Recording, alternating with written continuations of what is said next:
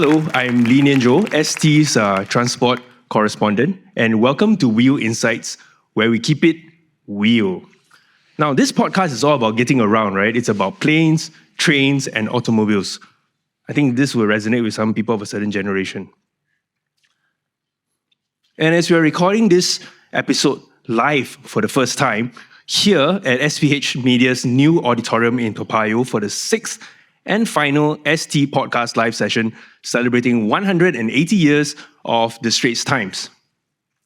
Tonight, we also have two special guests with expertise in this cross-section of sustainability and transport. Our first guest, right, is Prof.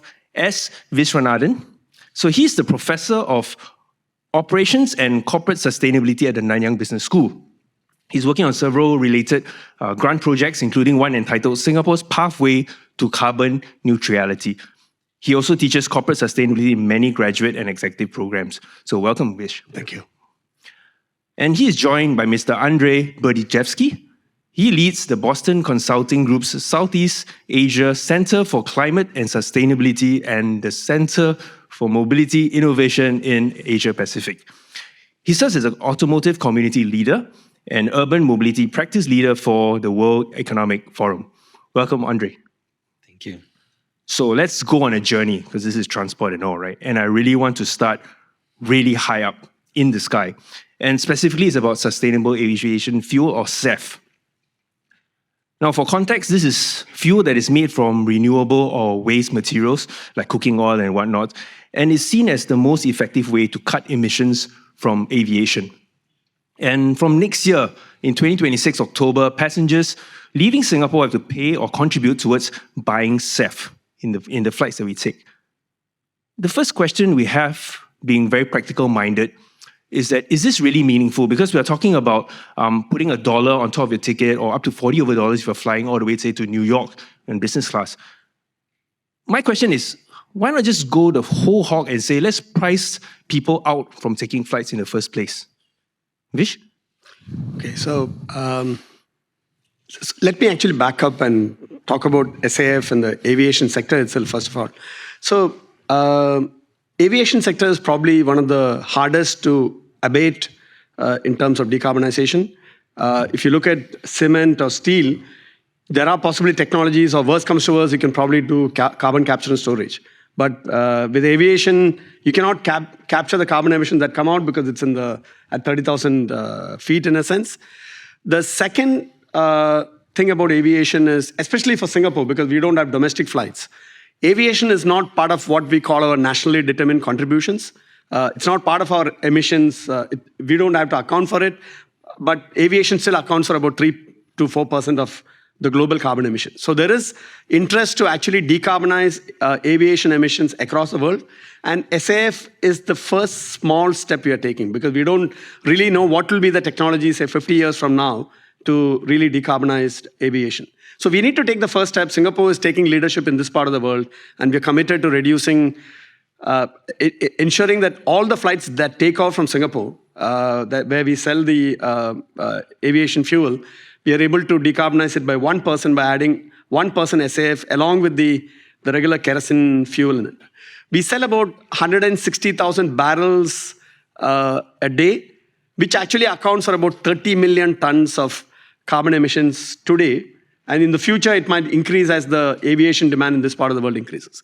For comparison, Singapore's own carbon emissions by 2030 will be 60 million. So aviation is a big deal, even though technically we could argue in the COP conference that we are not responsible for it, but we are taking action. So that's the first part.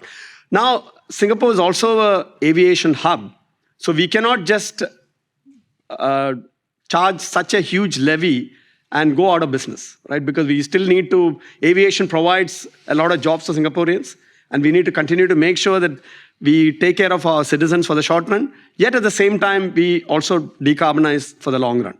So this 1% actually is not really to discourage people from traveling in a sense. It's to ensure that the airlines that buy the aviation fuel at Singapore is actually compensated for having to incur the extra dollar value, because the aviation fuel, the SAF costs about 2 to 5 times more than what kerosene costs. So it's not really about the discouraging air travel at the moment is more about, can we make the small baby steps to actually decarbonize aviation? So I mean, I see a lot of like knowing nods. So I mean, so Andrey, from your side, what's your view on this? Is it anything to do with behaviors, or are we completely on the wrong track? So, of course, behavior contributes to this, but we actually did the math and we looked into what would happen if we increase the cost of travel, no matter where the money goes, by 20 to 30%. And the result is that it's not a significant decrease in the kilometers traveled, right? So then the question is like, where can we take action? And the answer is A, more efficient aircrafts, so really implementing the newest technology, and B, sustainable aviation fuel. Now, the problem today is that the sustainable aviation fuel is not, or the cost of carbon is not priced into the travel. And this is what the levy is trying to achieve, right? And Vish already said the numbers 2 to 5%, 2 to 5 times more expensive. So we need market mechanisms to equalize and give a chance to sustainable aviation fuel. Would you take then, let's give ourselves more agency, right? As a passenger, when I choose my mode of travel. I think in the levy, we're talking about going all the way to New York and beyond. That's like really long haul. What about in our coming a little bit closer? Here I'm talking about traveling for leisure, right? Not about the work stuff that you need to do if you don't have a choice because there's a conference happening on the other side of the world. But in terms of, is there an argument to be made to say, let's take our leisure travel, let's take it easy, you know, in terms of, are there any calculations behind it to kind of nudge us towards that behavior discussion? Yeah, I think it's also the choice of transport, right? So, very prominent example, going to KL, right?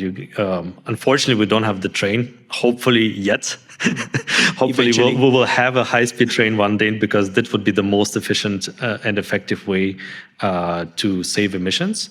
But there is still road transport which can be 5 times more efficient than air travel. And you know, there is sometimes people underestimate the time it takes to get to the airport, to get through security, to check in, to get on the airplane.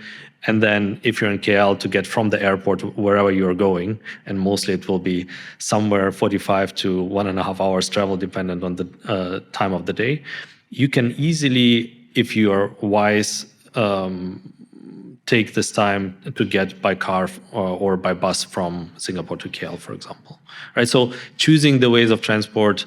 If you're doing a Euro trip, there are wonderful trains and wonderful train systems, or you go into Japan. So maybe even having more time to yourself, because you get on a train or on a bus and you have the whole time to do whatever leisurely activity you want to do, or even work, right? Versus going through all the hustle at the airport and getting to the airport and on the plane. So I think it's making wise decisions how you travel, not if you travel and where you travel to. Yeah, so even for business meetings, maybe there's an opportunity. I mean, especially after COVID, we all know how to use Zoom, for example, or Teams, whatever the online meeting mechanisms. Of course, if you're meeting a new client, you need to go physically to meet the client, understand what they want. But if it's going to be routine business meetings, monthly review meetings, possibly it can be done over Zoom too. And it just came to my mind now. So BCG has a program with NTU for leadership development in climate stewardship and sustainability. They specifically chose to have the program in Asia Pac. They had a program in United States as well as one in Europe. But for the people in Asia, they felt that they shouldn't be flying all the way to US or UK to have the program. They should have it in Singapore so that they reduce the carbon emissions. So there are alternatives that can be imagined for businesses too. Mm-hmm. And one can review every meeting to, first of all, it's more convenient too. If you can actually have the meeting with somebody in New York over a Zoom call, it just takes you 1 hour instead of 48 hours just flying back and forth. So even in businesses, I believe there's an opportunity to actually relook at the amount of flying that people do. And probably it has decreased substantially since COVID, in a sense. Personally, of course, at my age, I could argue that maybe in my younger age, I was very frugal in terms of air travel to Europe, vacations to Europe and United States. When I celebrated my 25th wedding anniversary about 8 years ago, that was the first time I took a European vacation. If you ask me to decarbonize myself at this stage, what I would probably say is, maybe I have been conservative all my life. I might not be mobile 7 or 8 years from now, so maybe I will be guilty of air travel a little bit. But the youngsters in the audience, I would say, take a vacation in KL, take a vacation in Chiang Mai. My son did backpacking. He took buses all the way up to Chiang Mai. There are lots of Southeast Asian locations. If you're interested in scuba diving, if you're interested in snorkeling, there are lots of local options, regional options as well, where you don't need to take air travel. And even if you take air travel, it's going to be much lesser emissions because it's a short flight, right? So take regional vacations, local vacations, and maybe have that European or a Northern Lights holiday, maybe closer to retirement. That's the way I would put it, right? So, Vish, I don't know if you will be very popular or your course is very popular after this statement, but thanks for the shout out. In fact, yeah, we Vish and I worked together on the first edition of the program we do to upskill our own people, and we decided to have 3 hubs, and for the Asia hub is in Singapore with NTU. What is interesting is I kind of hear the systematic after COVID, which we already applied in the transport community 10 years ago. So, and after COVID, our clients, and I'm in people business, are much more used to have a virtual meeting. In fact, some of them say, "Oh, don't come over. Like I've seen you. We had coffee. Let's do a Zoom call. Then I can jump to my next one, and I can have the excuse to escape you, right?" No, but 10 years ago, when I was with the World Economic Forum, we released something called the Field Guide to Urban Mobility. And it was based on 3 principles, which is avoid, shift, improve, right? Avoid moving if you can, shift to more mass transport. So if you're having a car, maybe you take car sharing, right? If you do car sharing, maybe you take public transport. And then improve, and this is about going from combustion engine to more alternative fuels or electric vehicles, for example, right? So here we are talking about options. I mean, whether it's individuals, I think the example that you're giving when companies can plan, planting your hubs near where the action is to reduce this need to emit, I think that's interesting. And I'm not sure whether this is something that is a practice because of sustainability, or is it a practice because of cost?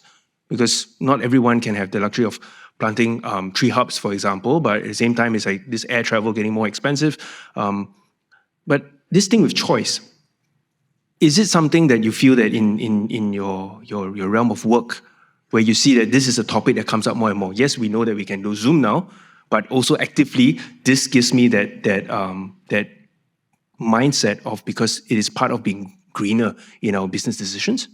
Yeah, I mean, it's not an either or, right? Like if you can save money and do something good, it's great. There is no wrong reason to do the right thing. But I also think, we are humans and we need human interaction. And mobility, in its sense, is a means to this, right? It's a means to have interaction among humans, to get access to health services, to education, to work. And it's important that we still move around as people, for us as humans. Now, can we do it more efficiently? And efficiency means less cost, but also less impact. That's, I think, the pathway we should take. Now, as individuals, we kicked off talking about a SAF levy. It is imposed on us, like, look, whether you like it or not, it is in the bill, right? It's going to be a line item in your ticket. Is there space to say, let's go a little bit further? Because now I want to give passengers this option. Now, look, I've already decided, okay, maybe now I'm near retirement, believe it or not, and I'm going to visit the Northern Lights. This option of saying that I'm going to contribute more because this is going to help in the technology development, in the purchase of SAF to offset or help to abate. Is this direction something that is, would it be complementary or even a possibility to substitute instead of having a levy? Yeah, so my understanding, and Andrey can add more from BCG's experience. So I just had a guest speaker in my class yesterday night who works in a European airline based in Bangkok. And what I was told was that some of these airlines actually give the customers the option, even individuals, to buy what are called SAF credits or SAF claims. So you could decide that as an individual, of course, the accounting has to be done properly. So if I'm going to New York, let's say I'm flying business class, and the mandatory requirement from next year is $40, but I could possibly go and buy claims or credits for another 5% SAF and pay $200 or $300 more. That could be a business development. I mean, what I understood is it could be a business development opportunity for you have to be very careful about marketing it and not blowing a trumpet about it, because then you can be accused of greenwashing, because it does make a small change, but it's not a big change. But for an individual who is willing to afford to spend $10,000 for a ticket, another $200, $500 might not make that much of a difference in terms of dollars, but it can actually pave the way for further decarbonization. Yes, it's still a small step, but you're still making a substantial difference. So that's very much a possibility. I believe companies like BCG probably do that because there are a certain amount of minimum travel that they cannot avoid. And the best way to decarbonize really then is to sort of buy credits. I don't know whether Yeah, no, absolutely. Look, we have very strong commitments. This year is actually important for us because we committed to cut our emissions by 50% compared to 2018. And by 2030, BCG committed to become carbon neutral on the way to carbon positive, right? What does it mean? It means that we're actually taking more emissions out than we're producing, and you cannot take out, you cannot produce negative emissions, right? So this is where you need carbon removals. So technologies and solutions which remove carbon from the atmosphere. It can be nature-based solutions. It can be engineered solutions like direct air capture, which is actually a very interesting technology, which was first developed to capture carbon dioxide to put bubbles into your Coca-Cola. And then they discovered, speaking about co-benefits, right? And then, wow, we're taking carbon out of the atmosphere. That's actually a removal business. So, but Vish, to your point, I think there is a responsibility of corporates, and corporates many corporates have just defined their transition journeys, and their removals play a big role. But there's also, like you said, the responsibility of individuals, right? So if I'm going to see the Northern Lights, I'm typically not doing it on a company bill. And therefore, but then I'm kind of concerned, right? Like, what is my footprint? And I would cast this net broader than just looking what the airline company can offer me. Sometimes they have wonderful solutions, but sometimes I can see and maybe do my own due diligence and verify who am I supporting to actually contribute to less footprint, right? Are they really taking out the carbon out of the atmosphere? Is it a verified solution or not? So here we are still talking about, well, I mean, we use it almost like saying that going on these long trips. What about in our daily lives when we're not in the air, right? So let's come down to getting around within Singapore. Just now, Andrey, you've briefly touched on these 3 principles, right? Where either you can reduce your movements or you choose a better movement way to get around. And I want to combine these 2 things I've been thinking about. There's been a lot of development, at least especially in Singapore. We're talking about the arrival of driverless vehicles, of autonomous vehicles, and possibly as an alternative to shared vehicles as well. So this is basically robo-taxis, robo-shuttles. Where are we at in this particular space? Because sustainability and all that is one part. The other thing is that it was pretty quiet for a while. We were talking about having a test center at NTU, actually.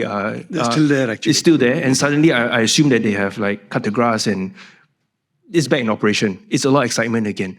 What has happened in the interim? What's happening in the interim is that the technology advanced, right? And it advanced to a point where we are past the showcases, right? The flashy showcases, to actual implementation. And you already see very strong in China and in the US.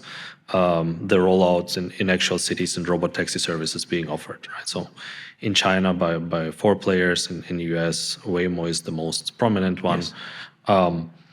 So we moved past that, and I think we are ready to start implementing. Now you have a lot of hurdles on the implementation. Regulation is one of them, where hopefully Singapore as a lighthouse for transportation worldwide, and a city many of my clients are looking as a benchmark towards, will also advance and set a new measure how we regulate autonomous vehicles.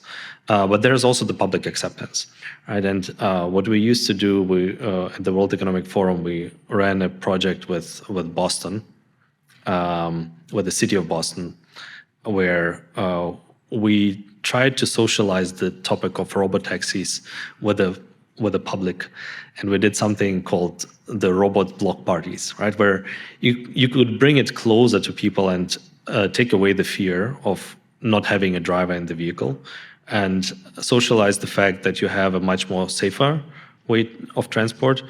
And as we talk about sustainability, a more sustainable way of transport, if you take out the private vehicle, right? Only then, and if you not take away from public transport. So for me, I'm a big fan of metro. It's always the mass transit first, but if we need a solution where you have a kid you need to transport, or you need to transport goods, or for logistics, right? We seldomly talk about robo vans for replenishment of supermarkets and transport of goods. This is where, of course, I'm a huge fan of autonomous vehicles. But this is back to about this having options, right? Because there will be times, as you pointed out, public transport just don't cut it. Whether it's because it is that last mile that you need to get to, or it's the wee hours because you start your work really early or you party really hard, or both on the same day. But the question is the question is like, because my impression was that we started talking about robo-taxis. The first rollout in 2026 in Punggol and all that, we're talking about robo-shuttles, right? Where you can have, they are like as small as 5, 6, 7 seaters and a little bit bigger. Do you think that in terms of this consumer acceptance and willing to step into these things, or as the rest of us who might be just a cyclist or a pedestrian, to have these things interacting with us on our streets, where are we at in terms of acceptance, and what's the risk we're bearing here? I think in terms of acceptance, it really depends on the geography and the local context, right? You will have geographies which are more skeptical. You will have, and it can be really like a microcosm where you have a district, and in a district where you have a lot of people who are more affin towards technology, they're excited about having this advanced technology being used. Whereas if you go to neighborhoods which might be more traditional, there will be much more barrier to adopt, right? So it's important to educate the public and take the step. It's important to also address the topic of people which are concerned about jobs, right? About their jobs, what will happen with, if I'm a driver, will my job be obsolete? And help them also transition into roles where they might be even happier doing something else, right?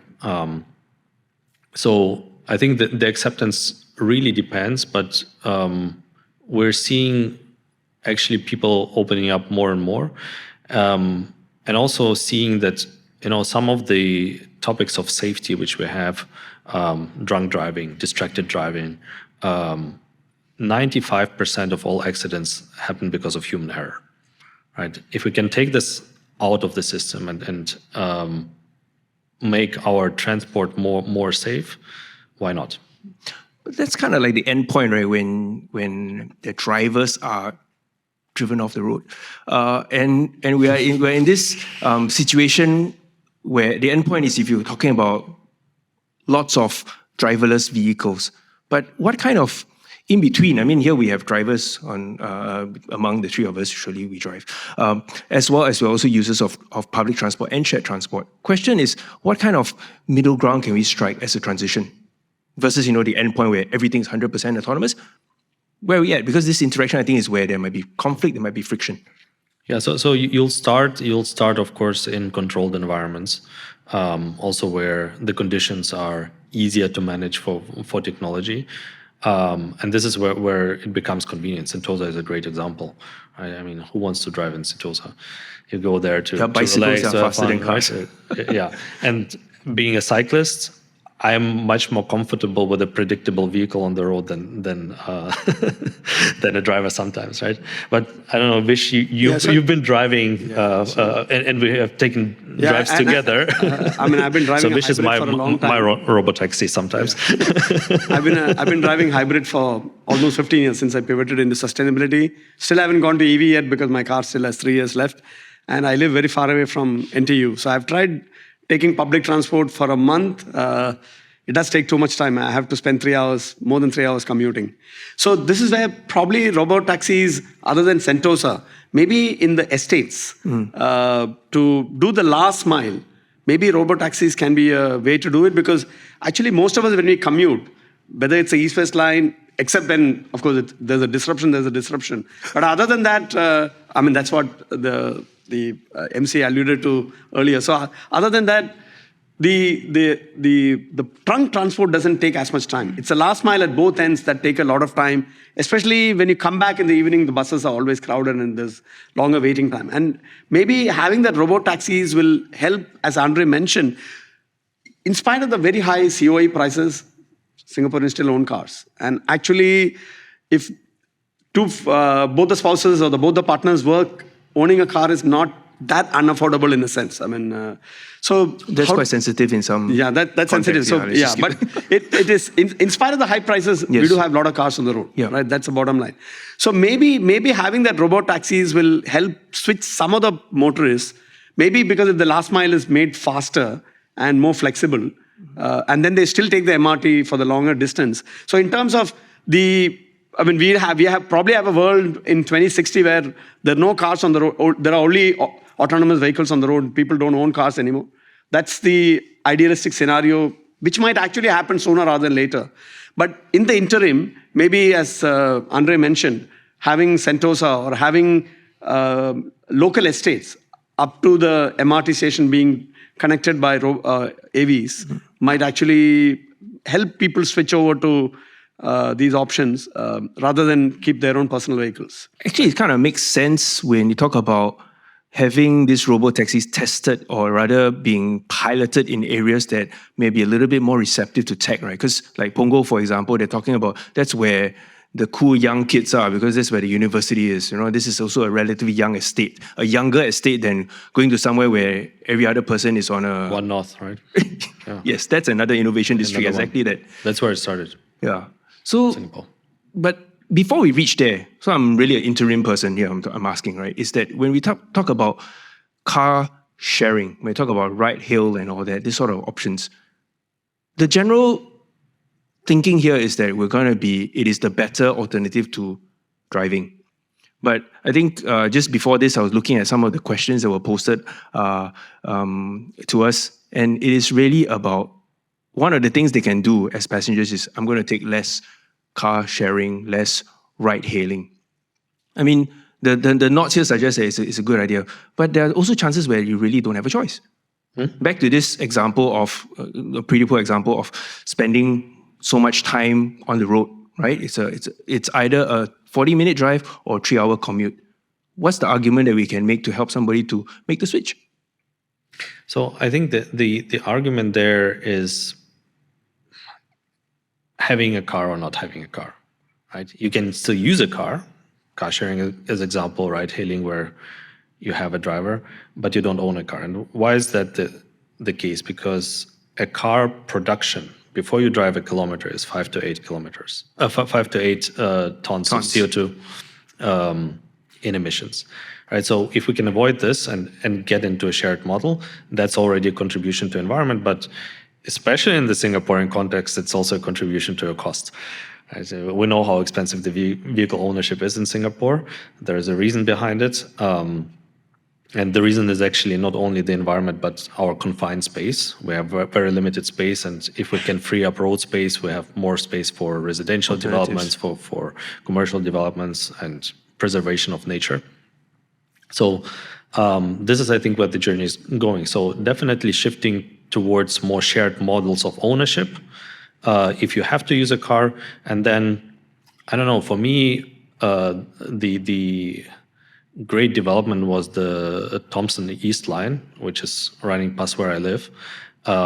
Takes me about the same time to get to work than as taking the bus before, but now I have the opportunity to get my steps in, and I kind of enjoy, just being in a metro. It makes me feel being in a real city, and being in a nice AC environment. The metro is great. So sometimes we overlook the advantages which we have, like the advantage of having the time at your hand to sit for 15 minutes somewhere and get transported, rather than paying attention to the road and being concerned and getting a ticket. There are many advantages in things which we often neglect. True. I mean, if I want to kind of round up what I've learned in our discussion so far, right? It's really about, on one side, is actually being cognizant and knowing the options around and making those choices. Then here's the question, is that in terms of transportation and sustainability, then, if I can just get a line from each of you, which is, what can we do, right, in terms of where these two intersect, where individuals have decisions that we can take? What can we do? Yeah, so, of course, I mean, if you're driving, we should...